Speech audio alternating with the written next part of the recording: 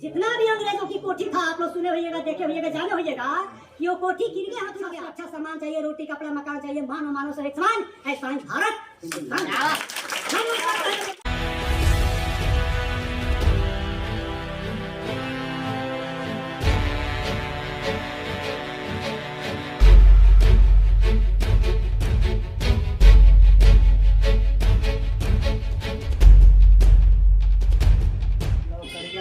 High school के प्रांगण में बहुजन समाज पार्टी के हमारे प्रदेश अध्यक्ष जी हैं, प्रदेश सचिव जी हैं और तमाम हमारे बहुजन के लोग यहाँ आया हुआ है। कुछ उद्देश्य है, जिस देश में हम जीवन यापन करते हैं उस देश का नाम 3 भारत, इंडिया, हिंदुस्तान। और हम लोग बहुत सारा जातियों में बटे हुए हैं। 6743 जातियों में बांटे गए हैं। और इस देश में जब संविधान लागू हुआ उस समय से आज तक जितना भी पार्टियां बना वो सामंतवादियों को बना। जब बाबा साहब बी आर अम्बेडकर ने संविधान लागू किए तो उस समय उन्होंने कहा था कि हमारे समाज के लोगों को कल्याण संविधान के तहत ही होना है। और ये पार्टियां, मनुवादी पार्टी, सामंतवादी पार्टी, आज 70-75 वर्ष हो गया देश को आज़ाद हुए, हमको कुछ नहीं मिला। आज़ाद भारत में आज भी हम लोग गुलामी की जंजीर में बंधे हुए हैं। बाबा साहब 1956 में उनका देहांत हो गया और एक मनुवादी पार्टी हम लोगों के हक अधिकार को हम लोगों तक पहुँचने नहीं दिया। तो बाबा साहब के मरने के बाद बसपा संस्थापक, बसपा के जन्म देने वाले हम लोग के रहनुमा मानवर कांसी राम साहब हरियाणा से चल करके उत्तर प्रदेश में आए और बहुत अपना जीवन न्यौछावर कर दिए। न शादी किए और ना अपना नाम से 2 पैसा जमा किए, घर परिवार को छोड़ करके आ गए। पूरे भारत के दबे कुचले समाज को आर्थिक, सामाजिक, बौद्धिक जो हम लोग को लूटा गया है इसको सब वापस करने के लिए तो उन्होंने आ करके पूरे देश में दौड़ा किया और बहुजन समाज पार्टी को एक प्लेटफॉर्म पर लाने का काम किया, देश को आगे बढ़ाने का काम किया, हमको अधिकार देने का काम किया, बाबा साहब को लिखी हुई चीज को हम लोग को बताने का काम किए। तो आज क्या है, आज इस देश में हम लोगों को विभिन्न जातियों में बांटा गया है, लेकिन बहुजन समाज पार्टी उसको एक प्लेटफॉर्म पर लाना चाहती है। चाहे वो अपर कास्ट के लोग हो, माइनॉरिटी के लोग हो, पिछड़ा समाज के लोग हो, बैकवर्ड, दलित हो, मुस्लिम हो, जो कोई हो। लेकिन ये चंद चालाक लोग जब इन्होंने देखा कि ये भाई देश में बहुजन समाज पार्टी आगे बढ़ रहा है, इसका उदाहरण है 1 बार नहीं 4 बार बहुजन समाज पार्टी का गवर्नमेंट बना करके मानवर कांसी राम साहब ने दिखाया कि देखो हमारी ताकत का एहसास।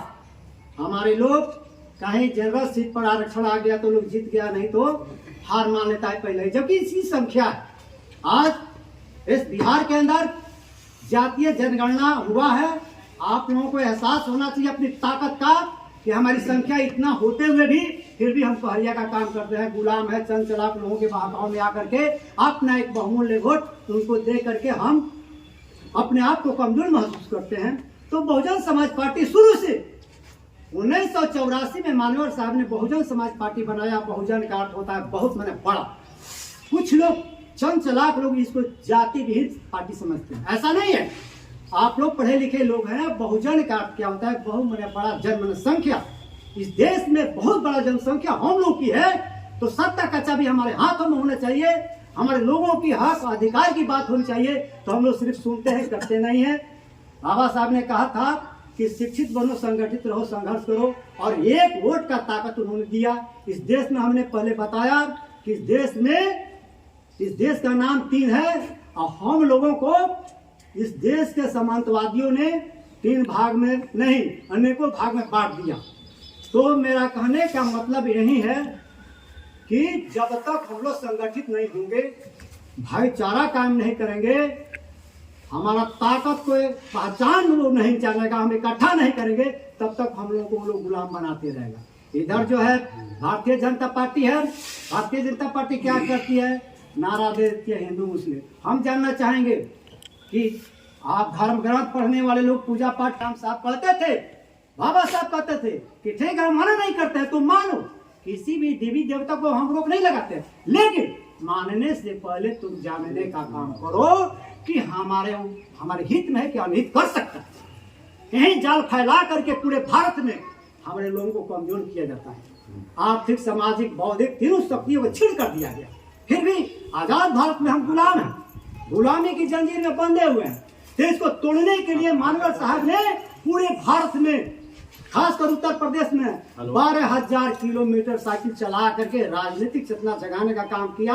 और उन्होंने कहा कि हमारे लोगों, तुमको मात्र एक ही अधिकार है, बाकी कोई अधिकार इस देश में तुम लोगों को नहीं है, सिर्फ गुलामी के जंजीर में तुम लोग बंधे हुए हो, कोई अधिकार नहीं मिला। अंग्रेज यहाँ से चले गए, जितना भी अंग्रेजों की कोठी था आप लोग सुने होइएगा, देखे होइएगा, जाने होइएगा कि वो कोठी किनके हाथ में गया। हमारे लोग अंग्रेजों के साथ लड़ते थे, पिटाते थे, जेल के सलाखे में जाते थे। अब वो लोग क्या करते थे, जिनको आप अपर कास्ट के रूप में देखते हैं, बड़े जाति के नाम से जानते हैं, वो लोग क्या करता था, अंग्रेजों के साथ मिली भगत करके जो अंग्रेज यहाँ से जा रहा था तो कोठी लेने का काम करते। और वो लोग कहता है कि हमने देश आजाद कराया, ऐसा कहीं नहीं है, हमारे लोग देश आजाद कराए हैं, कटाए हैं, पिटाए हैं, जेल के सलाखे तक गए। लेकिन मानवर साहब ने कहा था कि नहीं, हमको अधिकार चाहिए इस देश में। जब बाबा साहब ने संविधान पारित कर रहे थे तो उन्होंने आरक्षण की बात उन्होंने नहीं कहा था, उन्होंने आरक्षण की बात कभी नहीं कहा था।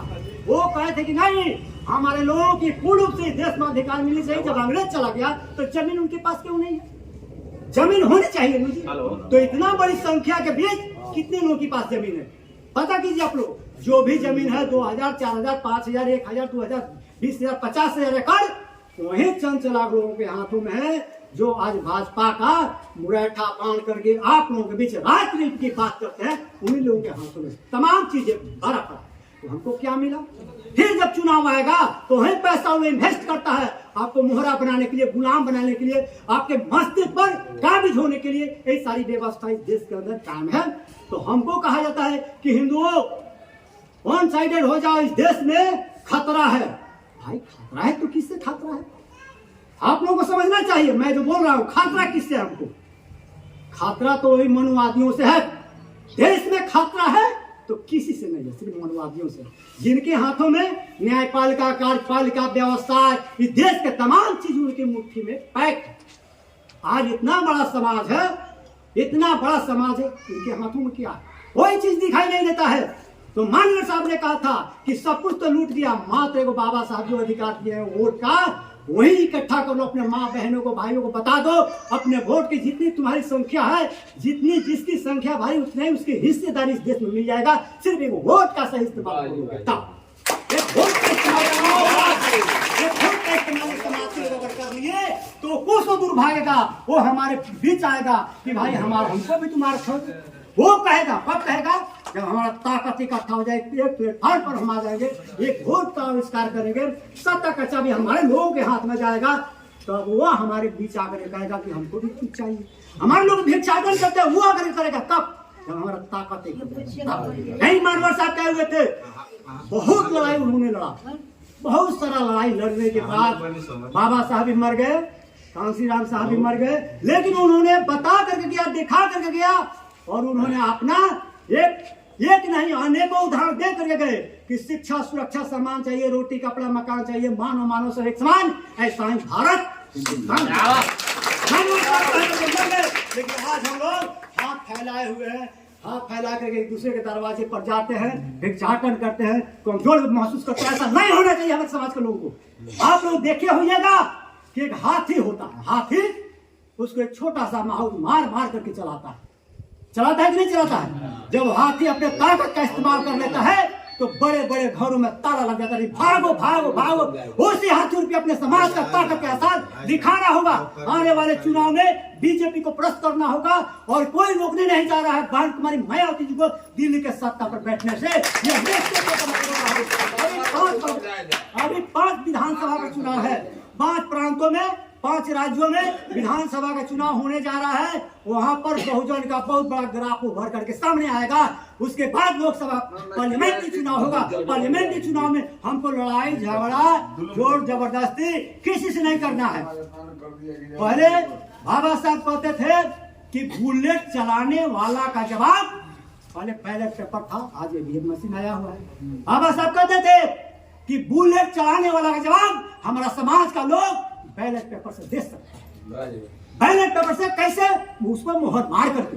हमारा हुक्मरान जिस दिन बन जाएगा, ये जितना भी पुलिस प्रशासन न्यायपालिका कार्यपालिका है आपके सारे पर चलेगा। आपका हुकूमत रहेगा, आप जो चाहिएगा वही होगा। लेकिन ये चल चलाक लोग ऐसा होने नहीं देते हैं, नहीं होने देते हैं। हम लोग मजबूर हो जाते हैं। क्यों?